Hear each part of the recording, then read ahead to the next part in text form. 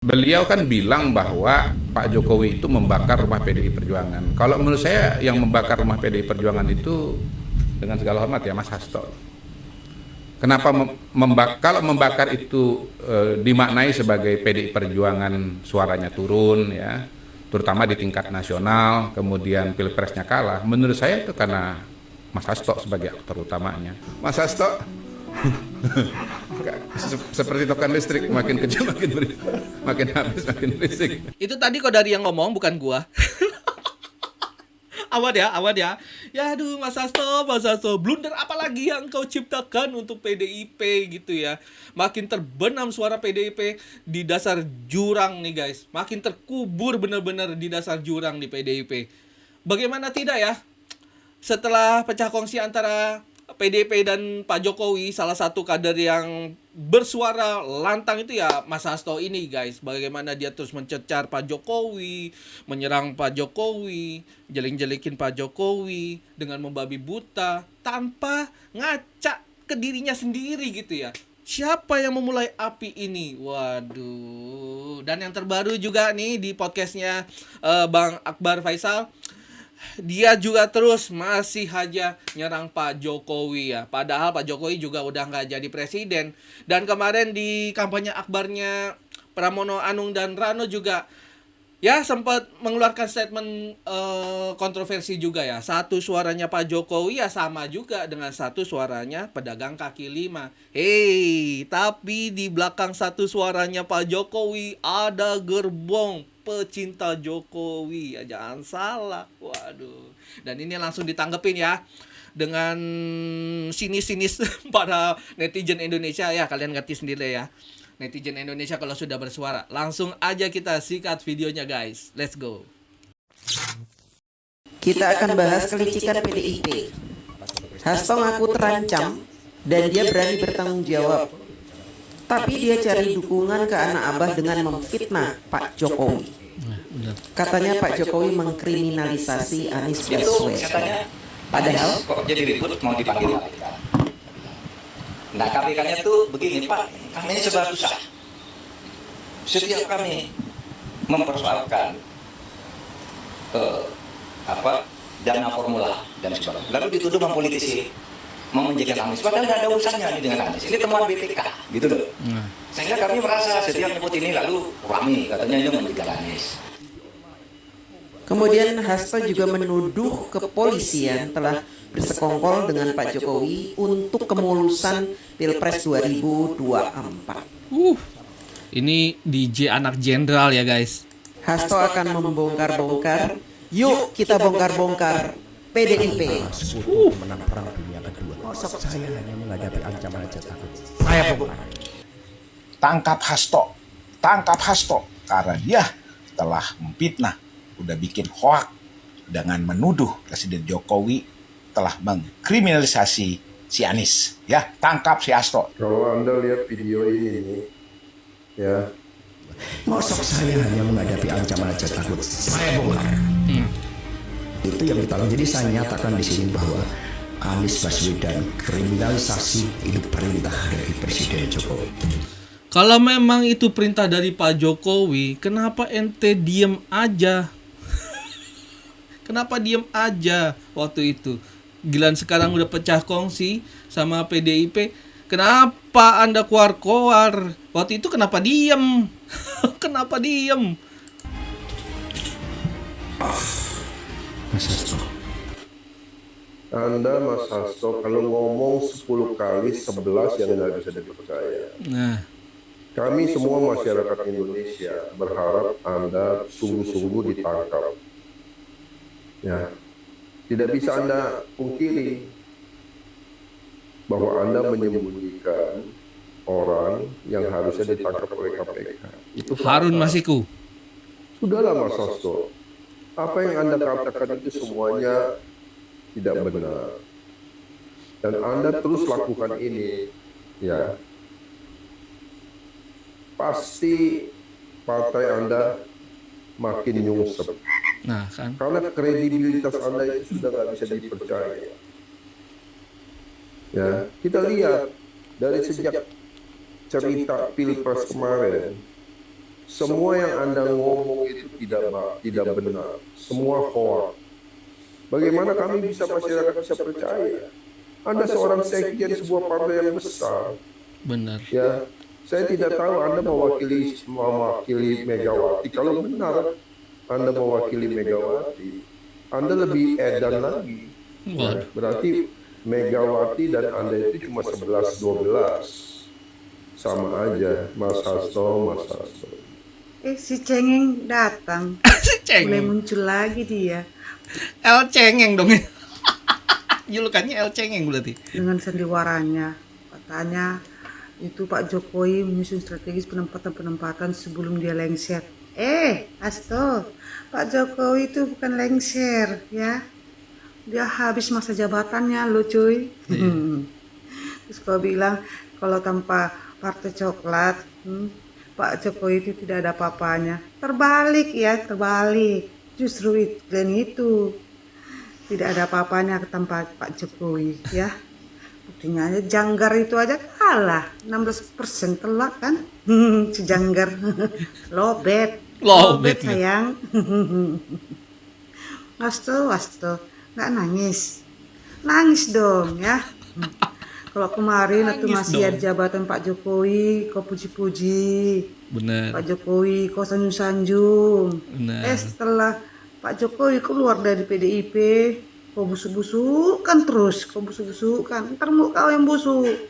Penuh dengan dosa kau, Hasto. Jadi nangis. Setelah si Abah Anies gabung sama partai klien, wah, kau puji-puji, kau bela-bela. Kau sanjung-sanjung itu Abah Anies kau itu. Walaupun kau jelek-jelekan si Anies, Nah, kinerjanya minim. Nah. Waktu dia menjadi gubernur, itu muncul kau bilang. ada jejak digitalnya nih guys. Memang apa yang dikatakan ibu ini benar. Dulu dia sempat mengkritik tentang kebijakan dari Abah Anies tentang Formula E juga. Ada jejak digitalnya dan itu tidak bisa terhapus dampaknya. Rekondisi sama sih ingat Anies Baswedan. Ketika Anies Baswedan itu dikriminalisasi, itu Pak Presiden Jokowi berbicara dengan saya. Sebenarnya sangat khawatir terhadap munculnya Anies Baswedan. Sehingga itu nyata-nyata kasus Formula E itu kriminalisasi dan saya bersaksi itu dari perintah Pak Jokowi secara langsung. Ente kok diem aja waktu itu, perintah Pak Jokowi lah segala macam, tapi ente diem aja. Kenapa sekarang baru? Aduh, ampun. Mas Hasto. Nah, itu yang di atas itu yang terbaru ya, dari Akbar Faisal Uncensored. Terus yang bawah nih, ketika Mas Hasto ini masih sama Pak Jokowi, guys. Di Formula E di Jakarta memang kami kritisi. Yang pertama tempatnya di Monas, penunggangan pokoknya. Kalau semula tempatnya dilakukan dengan baik, kami tidak mengkritisi itu. Kemudian dari politik anggarannya. Padahal ada skala prioritas sesuai dengan janji kampanye dari Pak Anies. Prioritas dalam menangani banjir, prioritas dalam menangani DP 0%, itu kan begitu banyak. Kemudian berbagai bentuk pergerakan UMKM, ini yang seharusnya diprioritaskan dahulu. Nah, udah pada tahu kan partainya apa? Masih mau pilih partainya? Berarti Anda ikut menghancurkan bangsa. Tuh liatin captionnya guys. Saya heran dengan pola pikir Pak Hasto ini sebagai seorang politisi. Yang ada di pikiran Pak Hasto sekarang adalah Jokowi. Apa karena Pak Hasto pernah ditersangkakan ya makanya punya dendam kusumat terhadap Jokowi? Atau ya saya nggak tahu lah ya Pak Hasto. Sekarang Jokowi sudah tidak berkuasa Pak. Si paling disangkakan, padahal masih jadi saksi aja guys, tapi narasinya udah kemana-mana gitu ya. Masih dipanggil sebagai saksi loh, belum disangkakan. Si paling disangkakan. Bentar-bentar aku jadi tersangka. Aduh. Ada gunanya Bapak mengumbar-umbar itu soalnya ingin membuat image buruk. Karena semakin Anda berbicara Pak, bukan Jokowi yang jelek, tapi wajah Bapak yang image Bapak Dan partainya. yang semakin jelek di mata orang.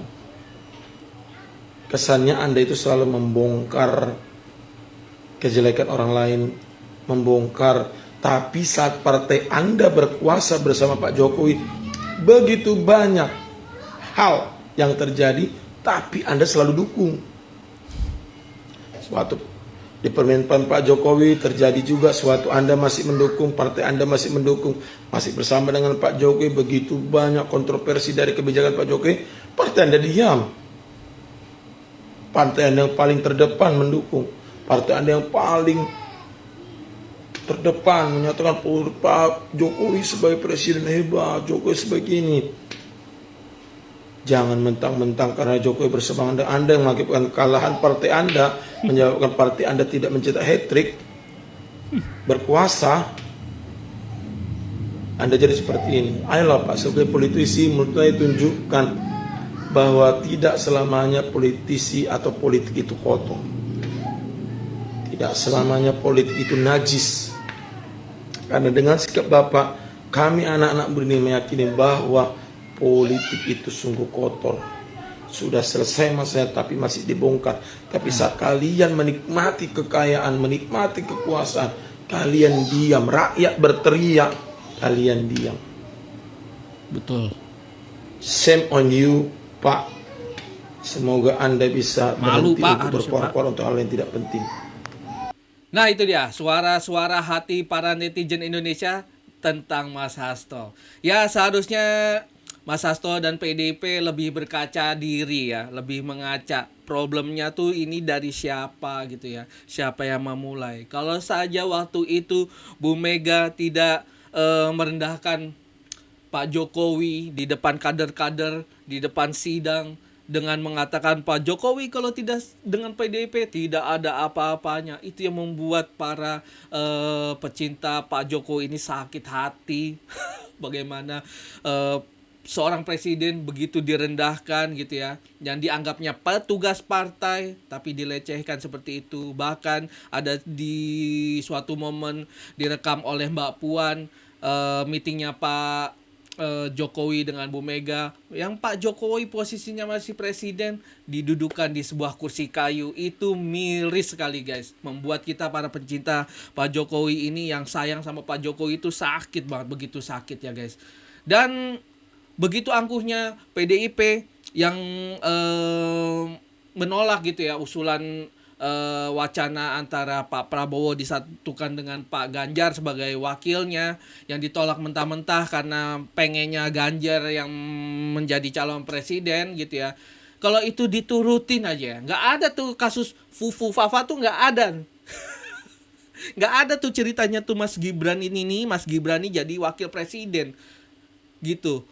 Bahkan mungkin Mas Gibran ini jadi gubernur sekarang nih, nyalonin pilkada nih Jawa Tengah guys, karena arahnya ke situ dulu sebenarnya, tetapi gegara moncong putih, waduh, itu yang menyebabkan ruwet semuanya, rungkat semuanya. Ya udah, itu dia guys ulasan videonya kali ini. Kita bakal ketemu lagi di video-video gua selanjutnya guys. Bye, assalamualaikum, peace.